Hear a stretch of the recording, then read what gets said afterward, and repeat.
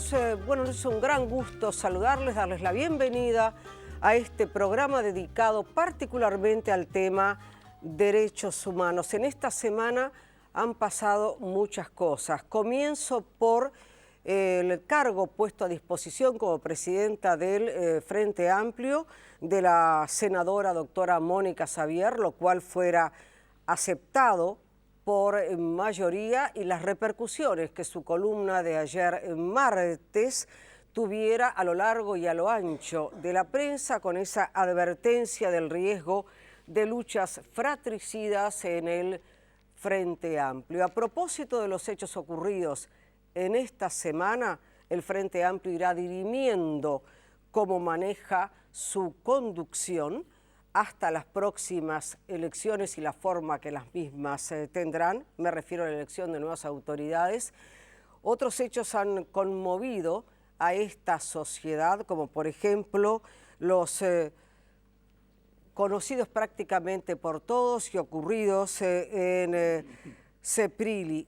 Luego que, digo conocidos por todos, luego que un video que ha circulado ampliamente mostrara la represión de funcionarios a menores y la presencia del vicepresidente del PIT-CNT, una figura clave desde siempre en el INAU, José Lorenzo López.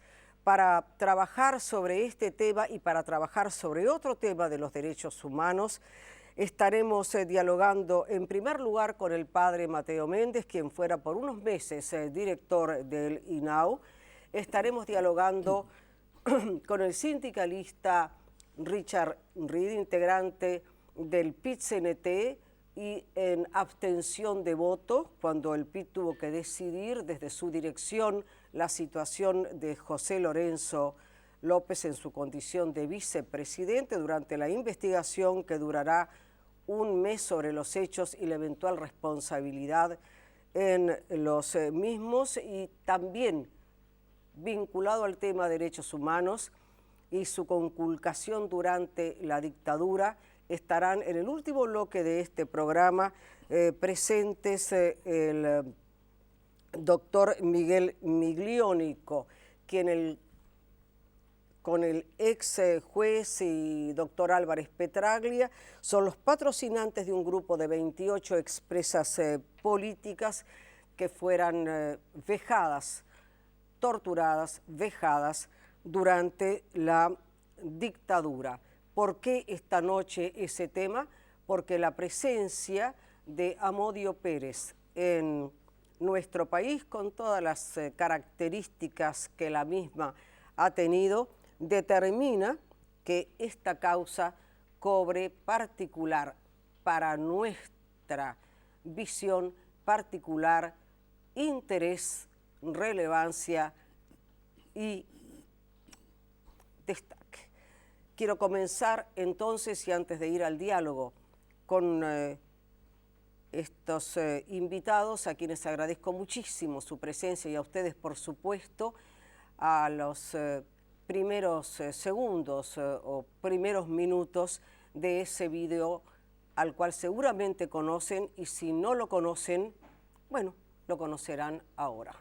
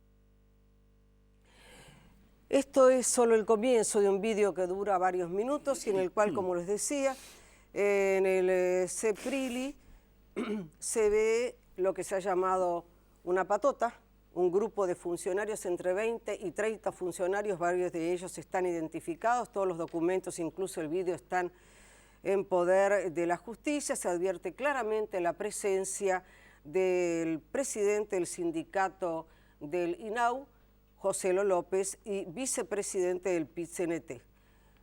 Mateo Méndez fue durante unos meses responsable del INAU. ¿Qué tal, Mateo? Tiempo que no nos veíamos. Cierto, gracias por la invitación. Debería decir con todo gusto, pero es por verte, no por la razón. Durante mucho tiempo tú denunciaste con la palabra tortura lo que pasaba en el INAU.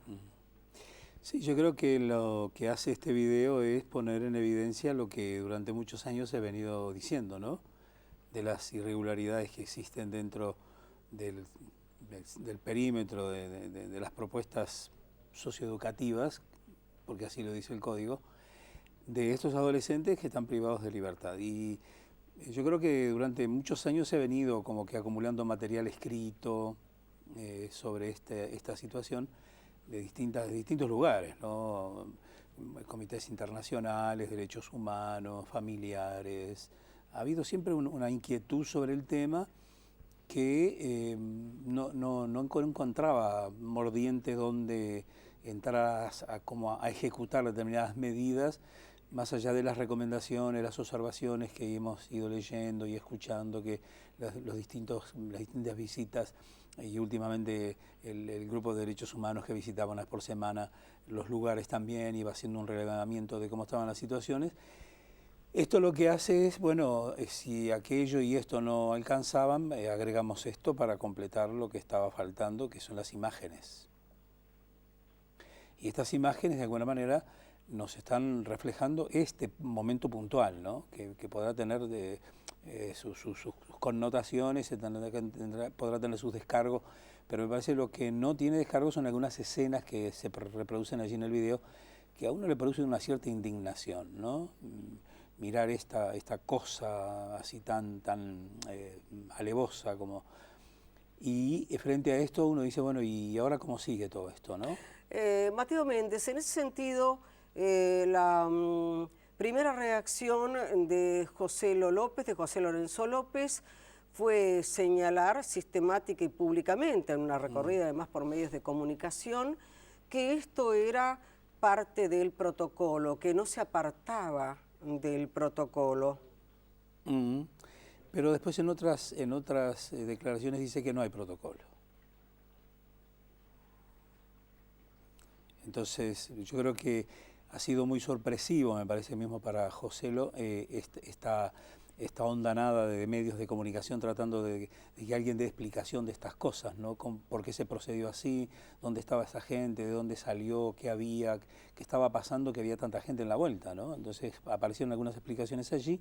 La abogada de los adolescentes contrarrestó de otra manera lo que se venía diciendo, que no era cierto que estaban esperando para hacer el traslado, sino que lo que había allí era una asamblea. Así que está entre una cosa y la otra. Me parece que lo más delicado del asunto es esta manera de relacionarse de los educadores, porque así deben ser llamados, los educadores, con estos adolescentes que están en esta postura que podemos llamarle como quiera, pero me parece que acá hay algo que los adolescentes estaban sin nada en las manos, no estaban esperando para una pelea, no estaban esperando para una agresión, estaban esperando supuestamente para algún diálogo, alguna conversación para encontrar alguna solución al tema. Entonces, y que esto puede ser una práctica común dentro de la institución, por el protocolo que se decía, ¿no? Son prácticas comunes. ¿Cuáles son las prácticas comunes? Yo creo que el poder reducir a un menor o varios debe tener su manera y sus formas, que no pierda el educador la calidad de tal en la relación con un adolescente que está allí por distintas razones, y algunas muy complicadas y muy difíciles. ¿Qué es lo que genera en este vínculo entre el educador y los adolescentes para que se proceda de esta manera? ¿Qué hay allí? ¿Esto es una práctica común? ¿Quiere decir que esto es lo común que sucede fuera de cámaras? ¿O se graba en las cámaras y a las 48 horas ya el video no está más? Entonces, no es que no haya cámaras, hay cámaras. ¿Quién las monitorea? ¿Quién guarda el material? ¿Cuánto tiempo están guardadas estos materiales? Se está diciendo que son 48 horas y que después se borra todo. Pero un proceso y una denuncia dura mucho más que 48 horas antes de entrar a caminar, ¿no? Tiene todo un proceso que quiere decir que cuando yo quiero presentar las pruebas de las cámaras, se me borró el material. No tengo elementos de pruebas como estas para mostrar cuál es el trato que se le dio en distintos momentos a los adolescentes y que este es un hecho que está mostrando cuál es la relación que puede estar existiendo entre los trabajadores y los adolescentes internados allí. Los trabajadores del INAU, algunos de ellos aparecen en este video en lo que se ha llamado justamente una patota, que golpea ferozmente a dos muchachos. Entre otros datos, a uno de ellos le rompen varios dientes. Todo esto consta en el juzgado, todo esto consta en la justicia y es objeto de investigación. ¿Qué formación tienen estos educadores y cómo han logrado ingresar al staff prácticamente permanente del INAU? Hay algunos que están cerca de 20 años trabajando allí. Sí, yo creo que hay un todo que me parece que esto es una punta de una realidad que vive la institución, que me parece que el acostumbramiento a este tipo de tareas y mucho tiempo en este trabajo de la relación de los adultos con los adolescentes entra a trabajar psicológicamente al trabajador, al educador, y comienza a perder de alguna manera esto de estoy para educar, estoy para rehabilitar, estoy para hacer para los muchachos que vienen aquí un alguien que de alguna manera les puede empezar a ayudar a hacer cabeza nueva para un cambio de actitudes frente a lo que trae y esas historias que a veces son muy repetidas dentro de la institución, ¿no? Podemos hablar de chicos de que hace muchos años que vienen repitiendo las entradas, los ingresos o los ingresos y las fugas. Entonces, yo creo que la institución como que hace tiempo que está necesitando un mirarse críticamente y preguntarse por qué el adolescente, primero, quiere fugarse, segundo, por qué este adolescente que ha pasado tantas veces se está volviendo siempre. ¿Quiere decir que la tarea educativa no es eficiente en la rehabilitación? ¿Qué es lo que le está faltando a la institución para que este adolescente que pasó 1 año, 2, 3 o hasta 5 pueda tener posibilidades de decir, bueno, me reencontré conmigo mismo y me doy cuenta de que me equivoqué en las cosas que hice? ¿Cuáles son los espacios existentes en la vida de los adolescentes a la interna para ayudarlo a replantearse su vida de nuevo y a reconocer que, bueno, que tenga la oportunidad de esta revisión, de esta mirada sobre sí mismo? Capaz que no llega a darse cuenta ni a tomar conciencia de que se equivocó y quiere seguir en la misma porque es una opción no solamente de él, sino también de quizás de su padre, de su madre, de sus familiares, de sus vecinos, de sus amigos. Todos están en el mismo ámbito. Pero que no se diga que el adolescente no tuvo los espacios para la reflexión, para encontrarse, para evaluarse y para de alguna manera plantearse en algún momento, yo quiero cambiar, yo quiero salir de esto. La pregunta es si existen, y acá viene, me parece una cosa que es un poco más complicada, si en cada centro hay un proyecto educativo. Si este adolescente que entra a la institución, cuando entra ya está egresando, comienza la cuenta regresiva. ¿Qué es lo que se le ofrece al adolescente durante el tiempo de internación? Si es 1 año, si son 2, si son 3 meses, si son 6 meses. ¿Qué es lo que se le ofrece a ellos para que se rehabiliten y no tengan que volver a la institución?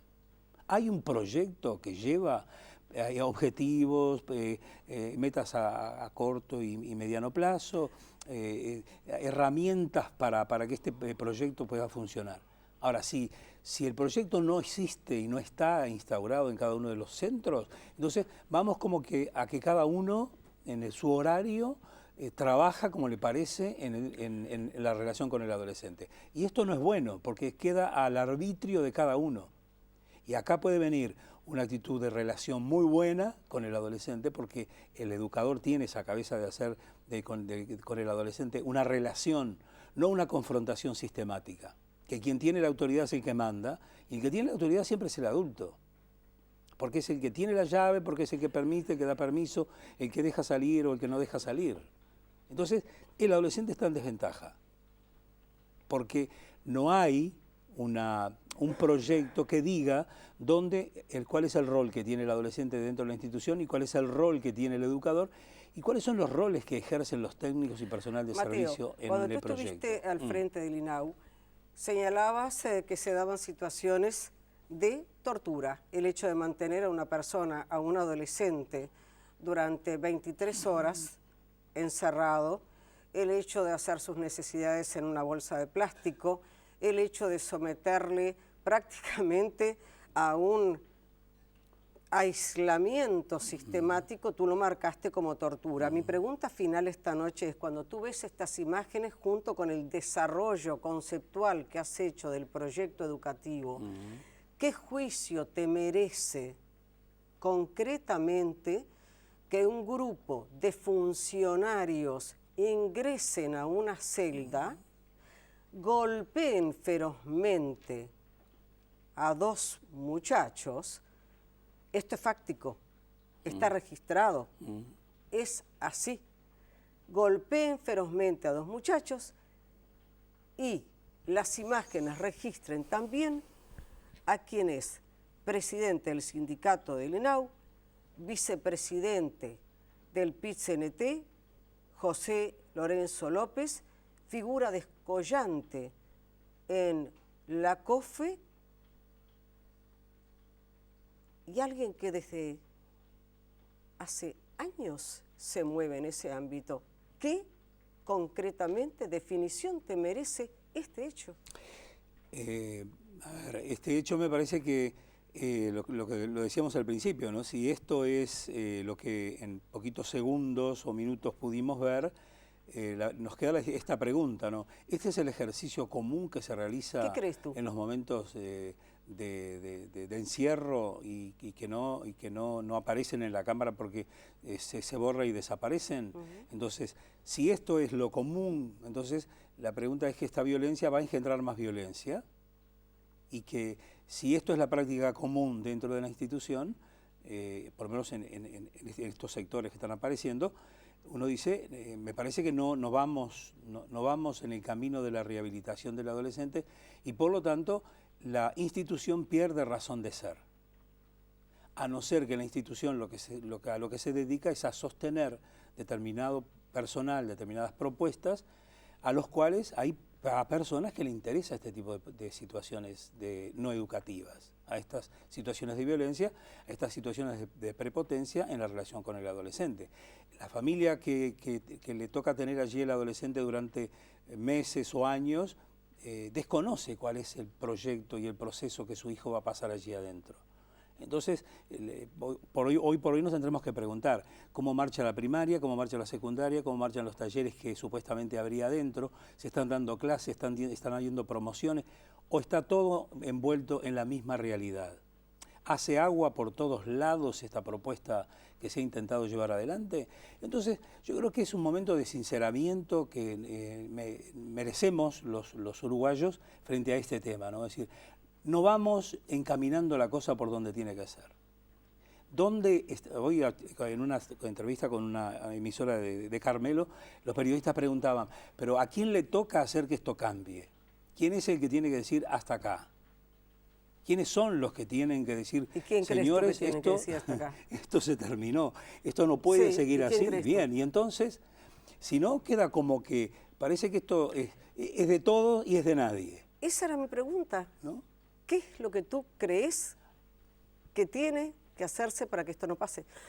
Yo creo, cuando nosotros, el poco tiempo que tuvimos en el trabajo en el Inter, nosotros fuimos haciendo algunos caminos, mientras íbamos pudiendo, de ir haciendo propuestas nuevas para que este trabajo de rehabilitación, bueno, por lo menos se aproximara a un cambio en el encare, sobre todo, del trabajo con el adolescente. Sí. Entonces, tuvimos siempre dificultades en el avance de propuestas, no solamente de parte de los funcionarios en la cotidiana, sino también un poco más arriba, sí. ¿no? Es decir, un directorio que en general no apoyaba demasiado las iniciativas y siempre encontrábamos como que sí. trabazones para que algunos proyectos pudieran avanzar. Como que lo nuevo, porque, a ver, tenemos prácticas muy antiguas, educativas, que ya fueron. Entonces, bueno, si esto no produce un cambio, y el cambio, por algo están las autoridades, que son los que tienen que de buena manera facilitar el cambio, un proceso de cambio. Veremos entonces si esta denuncia radicada ante la justicia, si este planteo de la dirección, si esta responsabilidad a varias puntas es tomada, como tú decís. Yo te agradezco mucho que hayas estado esta noche. Muchas gracias, igualmente. Les pido que volvamos al video por algunos instantes y sigue con nosotros el dirigente sindical Richard Reed.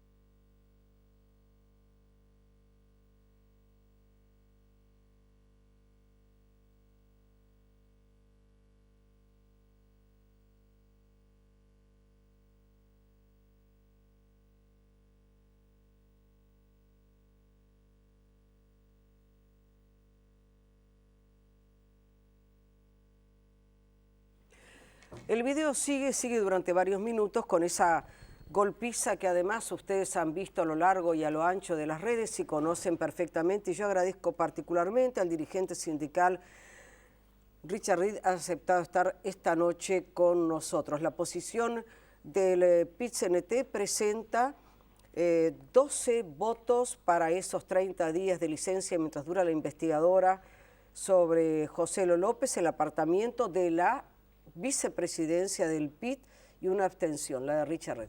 Su posición. Gracias por estar. No, por favor.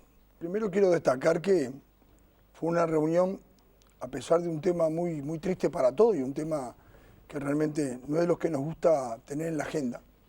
Fue una reunión muy respetuosa, donde el aporte de la gente del SINAU, de Joselo y los compañeros durante la primera hora contó un informe de las condiciones de trabajo, el entorno en cual sucedieron los hechos, pero además también desplazándose sobre la situación real de los chiquilines que están recluidos y cuál es la relación, realmente da un panorama mucho más complicado del que uno vio. Lo que vio es una síntesis de algo que sucedió, pero que según los compañeros la constante es permanente. Hoy, por ejemplo, a una funcionaria del SINAU le tiraron un jugolín hirviendo y le quemaron la cara y el cuerpo. Entonces, por lo tanto, el grado de violencia que hay permanentemente allá adentro realmente asusta a cualquiera. Y mucho más desde el movimiento sindical cuando uno ve trabajadores que van a trabajar y bueno, como la compañera de hoy, sale a internarse con una quemadura importante encima. Fue una reunión larga, de mucho argumento, con posiciones encontradas, donde había puntos en comunes. Ahí nadie le pidió a Joselo renuncia, nadie le pidió que se retirara. Ahí, y todos estábamos de acuerdo de que el acto de violencia que se vio en las escenas del video editado realmente duelen y duelen mucho, y mucho más del movimiento sindical que tan caro le ha sido la defensa de los derechos humanos. Luego todos coincidimos que hay una violencia desmedida, de golpiza a chiquilines en el piso, y tenemos claro que están los funcionarios que trabajan por un sueldo allí, y los gurises son hijos de trabajadores o gente que quedó marginada de esta sociedad. Ahora, son gurises que necesitan un cabito, necesitan una mano. Entonces, si aquí aparece, y también se discutió este tema, la responsabilidad de la gestión.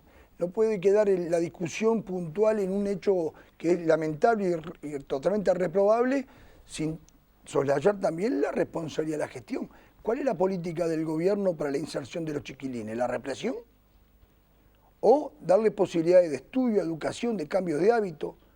Habilitar chacras, habilitar campos que los gurises vayan, que tengan la contención de estudio y un oficio y trabajo, que produzcan su alimento, que sepan que las 8 horas le hacen bien a todo el mundo, que hay otra salida más que el caño y el choreo.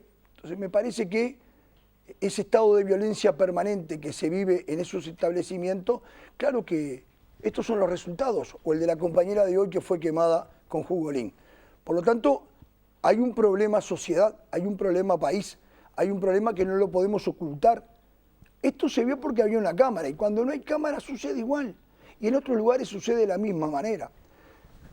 ¿Vos te acordás que hace unos años yo vine a hablar contigo, participé con Beltrán, con Washington, el compañero del gas, mi hermano el Pata, en un proyecto que teníamos en el CONCAR. Tuvimos como un año yendo al CONCAR, él y yo solos. El PCNT no había dado el aval, tratando de organizarlo, tratando de darle elementos para que se organizaran, etcétera, etcétera. Un día nos tocó estando adentro que entró la guardia. Realmente asusta.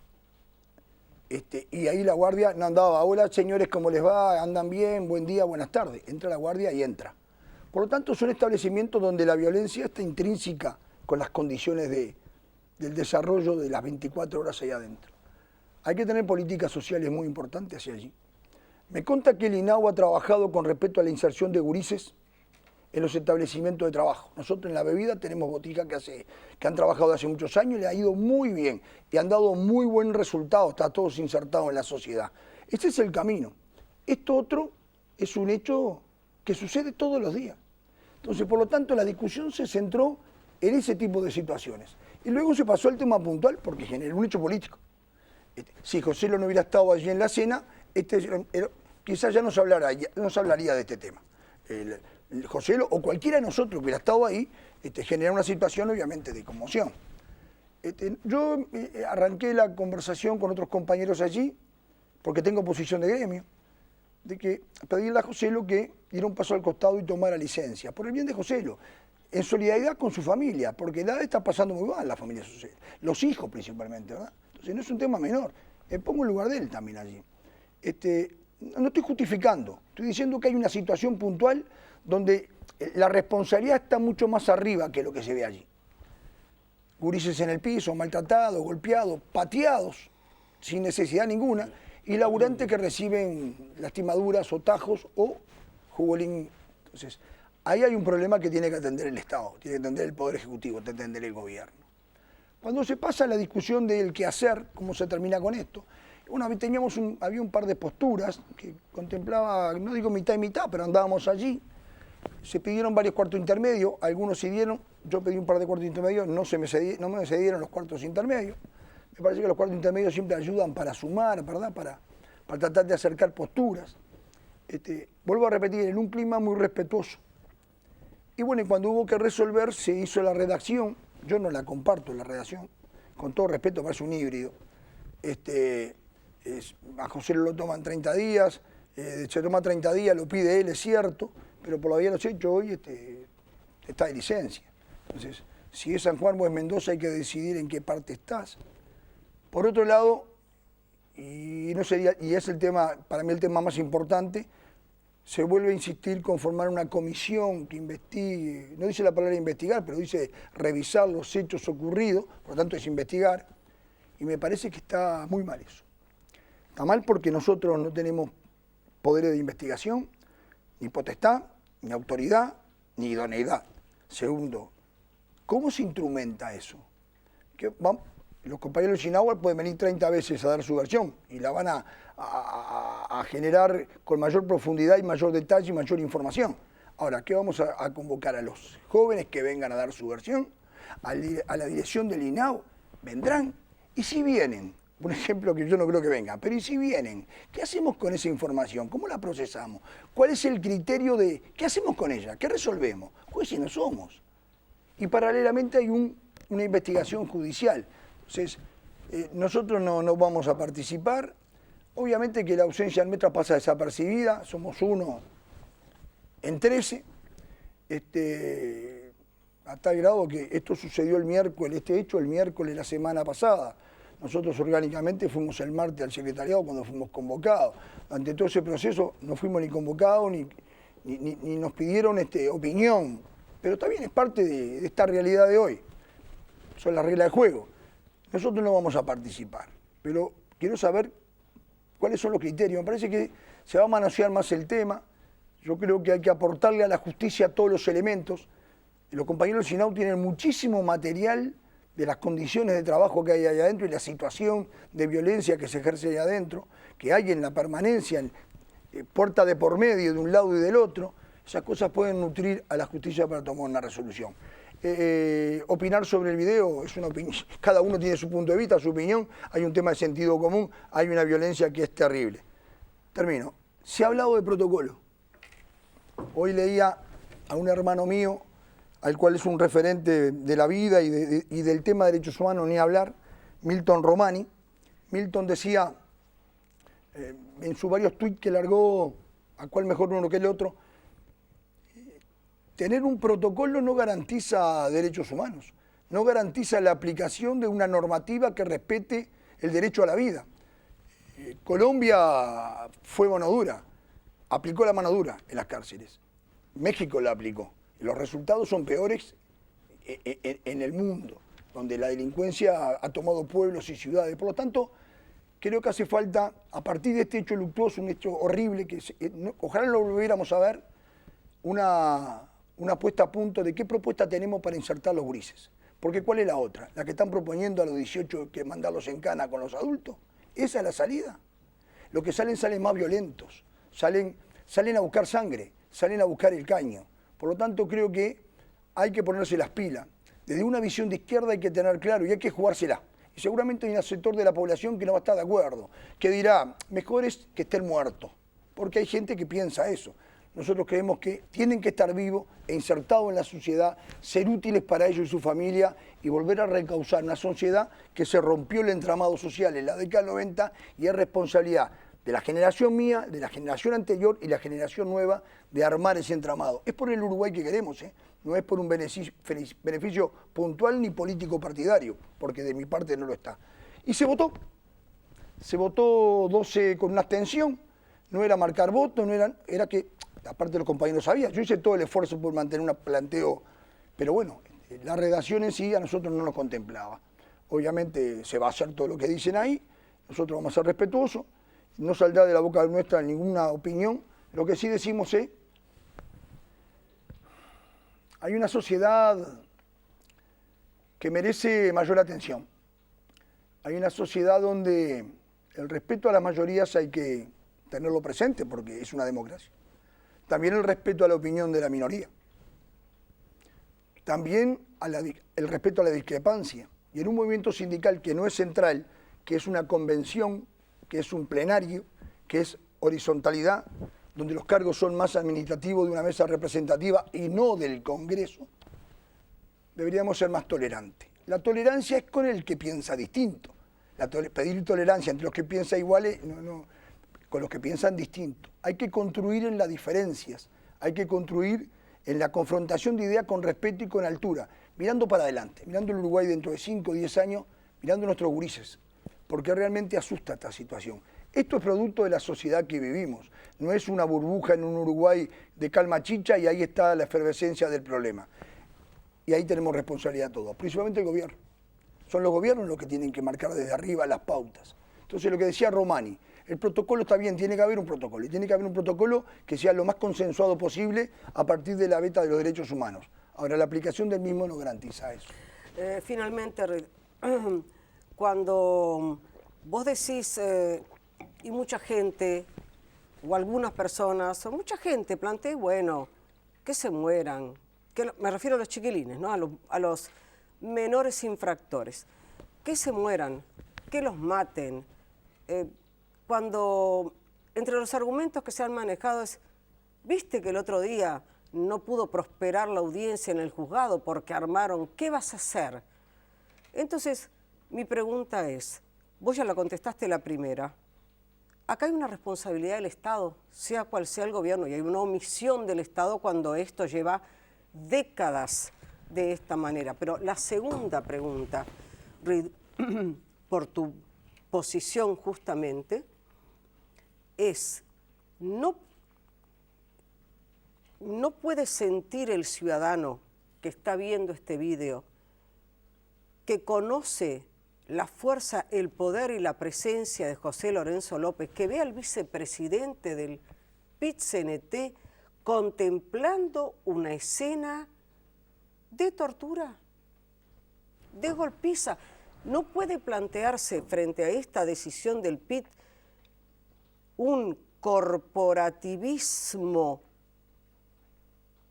inaceptable, y no puede plantearse también, esto está pasando hace muchísimas décadas, solo que recién ahora aparece, y una de sus cabezas, su cabeza está allí. Precisamos 2 programas para la respuesta. El tema de derechos humanos está por encima de las organizaciones y por supuesto por fuera del corporativismo. La defensa de derechos humanos desde una visión de izquierda, para nosotros la vida tendríamos que dar por eso. Derechos humanos en todos los terrenos, derechos humanos, y mucho más cuando involucra a niños, o a jóvenes, o a adolescentes. En una sociedad que ha perdido valores y que mide de acuerdo a su circunstancia o a su entorno o a su realidad. Gente que ha levantado el tema hasta que mañana lo rapiñan botija y a las 2 horas sale pidiendo la cabeza del botija. Hay que tener mucho cuidado. En un Uruguay con mucha hipocresía, donde, vuelvo a repetir, se cobra el grito. Que estén José Lo allí con todos los muchachos, para mí fue un garrón porque eso fue, coyunturalmente estaban todos ahí. Pero hago abstracción de esto, porque me parece que hay un tema mucho más problemático que esto. Y rescato algo positivo y algo negativo. Lo positivo es que la gente se posesionó cuando vio el video. La gente reaccionó. Tuvo una reacción a la que todos queríamos ver. Una reacción de indignación, una reacción de rechazo, una reacción de repulsa contra lo que están viendo. Esto está bueno. En otros países este video pasa desapercibido en un noticiero, porque la violencia es tal que esto es un juego de niños. Por lo tanto, es una señal que todavía no está todo perdido, que es posible. Lo segundo, vuelvo a repetir, es la responsabilidad política de la relación en las instituciones de que hay niños allá adentro, jóvenes recluidos, y la falta de una política global de contención y de perspectiva para estos gurises. Si vamos al punto, tu pregunta está circunscrita a la resolución y a la forma de cómo se trató este tema en estos 10 días. A mí no me gustó cómo se trató el tema. Yo también opiné. Como todos opinaban, yo también opiné. No hubo reuniones orgánicas y todos tenemos el mismo derecho, desde la A a la Z en el PIT-CNT. Porque voy a repetir, no es una central. Por lo tanto, no hay políticas de silencio, ni hay leyes mordaza. Hay que ser respetuoso, hay que tener altura para debatir, pero es muy positivo para una democracia que se expresen las minorías y las diferencias. Creo que si yo me pongo a analizar intervenciones o salidas a la prensa de compañeros, hay muchas de ellas que no me gustan. Y vuelvo a repetir, capaz que donde tengo menos matices es con la gente del SINAU, porque estaban involucrados, porque estaban ahí, porque ese es el trabajo de ellos. Entonces yo tengo que tener mucho cuidado y mucho respeto porque laburan en eso. Mi diferencia más grande estaban entre los que no estábamos trabajando en el SINAU, entre los dirigentes de la central que no pertenecemos al SINAU, porque tiene muchas particularidades que yo ni siquiera me atrevo a opinar, porque es muy difícil la convivencia laboral en un centro de esta característica, sin política de Estado que contemple y que contenga. Es muy difícil. Entonces, creo que sí, que hubieron algunos planteos que yo no los comparto, los manifesté. Pero algo que no comparto es la falta de organicidad. Se convocó al primer secretariado después del... Esto fue el miércoles que salió la publicidad. El martes, pasaron 6 días. Yo creo que revestía, dado la conmoción pública que trajo, el día del paro, que estaban todos en el PIT-CNT, había que convocar un secretariado. Claro, no había secretariado, había reuniones con la inmensa mayoría, pero faltaban 1 o 2. Entonces el secretariado somos todos. Yo creo que eso fue un error que tenemos que hacer la autocrítica. Yo lo planteaba y algunos compañeros lo tomaban como un hecho que realmente había que hacerse la autocrítica. Hay que responder siempre con organicidad, no salir al voleo ni en la individual. Yo lo que hice fue me guardé silencio miércoles y jueves y el viernes fuimos a la mesa de Federación de la Bebida, se discutió el tema, se tomó posición y me quedé con una posición de gremio. Entonces son temas muy delicados para salir efectivamente o a cubrir cuestiones. Yo creo que se podía haber actuado mejor y haber dado una imagen mucho mejor. Las instituciones hay que preservarlas. El movimiento sindical va a cumplir 60 años el año que viene. 59 años tenemos de movimiento sindical con un solo estatuto que se preservó con dictadura, blancos, colorados y 10 años de gobierno frente amplista.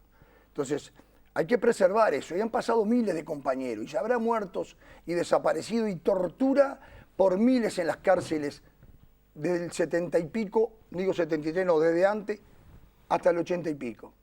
Si tendremos que preservar por respeto a los que estaban antes que nosotros, por ese orgullo de pertenecer a la clase obrera uruguaya, algunas cuestiones que están más allá de los sentimientos, de las amistades, eso que puede ser también parte de un dejo de corporativismo.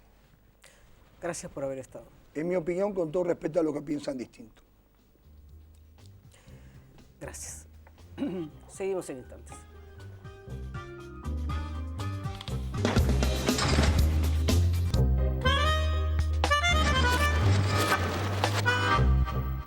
Independiente de lo nuestro.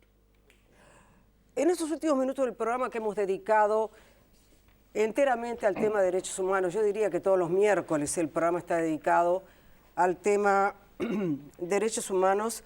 Agradezco al doctor Miguel Miglionico, abogado y patrocinador en la causa presentada por 28 expresas políticas, entre las cuales Beatriz Benzano. La presencia de Amodio Pérez en nuestro país en estos días ha traído, entre otros temas, este tema también a la imagen pública. Y es en la concentración sobre el estado del tema, el estado de situación, y si esta presencia puede o no, no por Amodio Pérez, sino por la causa, avanzar, que yo les he invitado esta noche. Muchas gracias por estar. Gracias a ti, Sonia. Doctor, y agradezco al doctor Álvarez Petraglia, que nos ha acompañado siempre sistemáticamente y que se está empaisando. Está empaisando, por eso de alguna manera, si bien estamos llevando el trabajo en equipo, el doctor Álvarez ha tenido fuerte participación en esto. ¿Cómo resumiríamos para los ciudadanos la situación? Bueno, nosotros venimos con esta causa desde hace ya 2 años y algo más quizás. El estado actual de la causa es que frente a la presentación por parte de los denunciados de la prescripción de los delitos, en este momento la Suprema Corte de Justicia falló rechazando los argumentos de los denunciados. Y por lo tanto nosotros estamos esperando a ser convocados formalmente, digamos, para tener conocimiento de ese resultado. Y ese es el estado del expediente nuestro al día de hoy. En ese sentido, Beatriz Benzano, yo la veía ayer en televisión en sus declaraciones precisando un apartamiento de la figura de Amodio Pérez en cuanto torturador o violador personal. Pero usted ha realizado un trabajo junto con otras 28 expresas políticas, había más de 100, creo, de las cuales se fue reduciendo el número. Yo he leído una... Fue un número mucho mayor al principio, algunas venían, decían algo y después se iban porque era demasiado fuerte, otras prefirieron hacer la denuncia con el grupo o con los compañeros y las compañeras que habían caído en el mismo batallón, viste que entonces habían vivido cosas parecidas, que el tema de la violencia sexual era terrible, fue terrible, es terrible, ¿no? Porque es muy removedor, trae viejos dolores, ¿viste? El recuerdo, recordamos, volvemos a pasar por el corazón cosas muy difíciles vividas, ¿no? Entonces es un tema muy difícil. Por eso quedamos solo 28 y de las 28, 3 han muerto en estos 3 años y medio que estamos. ¿Cuáles son las dificultades que presenta la causa desde el punto de vista jurídico? Sí, es difícil responder desde un solo lugar esa pregunta. En realidad nos hemos enfrentado, bueno, a las vicisitudes lógicas del sistema de justicia, entre otras cosas, ¿verdad? Hemos tenido cambio de jueces, cambio de fiscales, y por otro lado también tiene las demoras procesales lógicas de la complejidad de la causa, muchos involucrados, recursos, instancias que en sí mismas son lentas, expedientes que pasan de un tribunal a otro, y después también, bueno, recabar la información no es un tema menor. Obtener información, emplazar o citar a los distintos actores que están en juego. Hay mucha gente que, de un lado y del otro, ¿verdad? Desde los denunciantes y desde los denunciados, requerir la presencia de testigos. Todas esas cosas son difíciles de instrumentar en tiempos razonables. Beatriz. Yo te puedo contestar desde el punto de vista no? como lo vivimos nosotras, Exacto, ¿no? exacto. Una justicia que vemos que es inexistente, de tan lenta, ¿viste? Es muchísimo más lenta que una tortuga. Siempre se dice que la justicia es lenta, pero llega. Pero va a llegar cuando ya habremos muerto nosotras y las testigos y también los acusados, ¿viste? Que no han pasado por la justicia. Beatriz, y además, sí, además acá en este país no se respetan todos los tratados y convenciones que Uruguay ha firmado. Uruguay firma siempre y ratifica y después no se respetan. La sentencia Hellman obliga al Estado a investigar y a sancionar y a terminar con el desmantelamiento de todos los instrumentos de la impunidad, que es la prescripción, la amnistía, que es la remoción de jueces, que sabemos que ha pasado, que es los poquitos jueces y juzgados. Nosotras pedimos más juzgados y juzgados especializados y fiscalía especializada, pero con esos jueces, por más que la jueza nuestra tiene muchísima buena voluntad y le mete trabajo, con tan pocos jueces y la cantidad de casos que hay de todo tipo, porque parecería...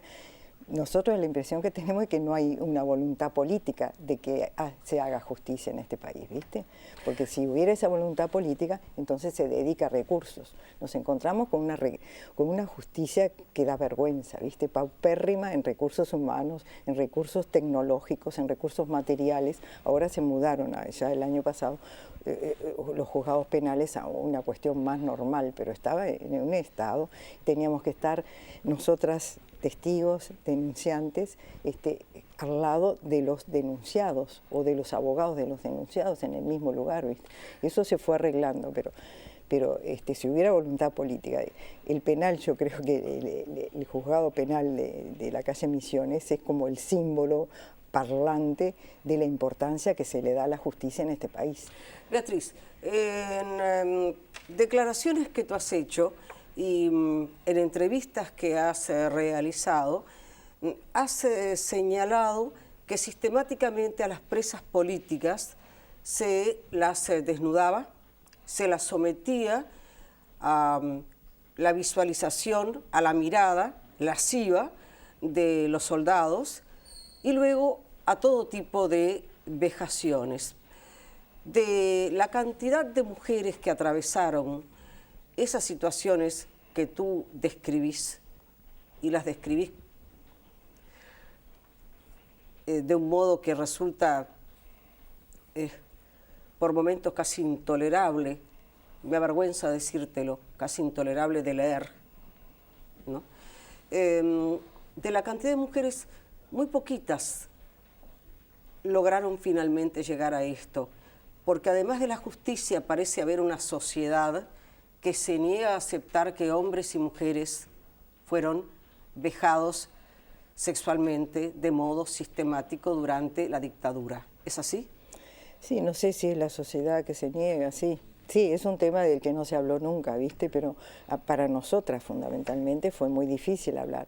Pasaron más de 30 años sin que las compañeras hubieran hablado con la pareja, que también había estado presa, hubieran hablado con los hijos y ni con la terapeuta. Una compañera durante 30 años hizo terapia y nunca había sacado el tema, ¿viste? Entonces cuando sale es desgarrador, ¿no? Y la sociedad, claro, no quiso saber cuando pasaban las cosas. La sociedad, no sé, mucha gente, ¿no? Por eso nosotros quisiéramos que toda la sociedad quiera justicia con nosotros, ¿no? Porque un país donde no hay justicia, que no me digan que hay democracia, una democracia chueca, una farsa de democracia. En ese sentido, porque podríamos haber hablado, yo he hablado con otros presos políticos antes, hemos hablado antes, ¿por qué elegí también hablar hoy? Por lo anterior y porque leí declaraciones de Álvarez Petraglia, con quien tengo un diálogo desde hace muchos años, en las cuales él señaló, y reitero que para mí el tema Amodio Pérez es un tema absolutamente lateral, salvo en este punto, corríjame doctor, en las cuales Álvarez Petraglia señala que la actitud de señalamiento por parte de Amodio Pérez de determinadas figuras, por ejemplo, mujeres en este caso, generó su prisión y habilitó la tortura posterior que incluyó y que supuso este tipo de tortura de la cual poco se habla.